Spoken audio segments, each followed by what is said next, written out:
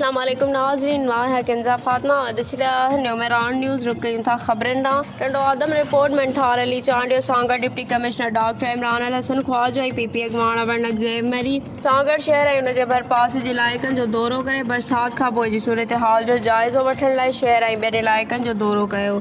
ऐं chairman municipal committee ऐं chief municipal officer खे हिदायतूं ॾिनियूं त जीअं शहर में जिथे बि पाणी आहे हुनखे फौरी तौरु निकाल करे मच्छर मारे स्प्रे कयो वञे त जीअं माण्हू बीमारियुनि खां महफ़ूज़ रही सघनि। उन मौक़े ते मीडिया सां ॻाल्हाईंदे डिप्टी कमिश्नर डॉक्टर इमरान अल हसन ख्वाजा ऐं वरनक ज़ेब मरी चयो त शहर जी मजमूई सूरत हाल बहितर आहे पर कुझु हेठियां वारा इलाइक़ा आहिनि जितां पाणी कढण जो कमु जारी आहे।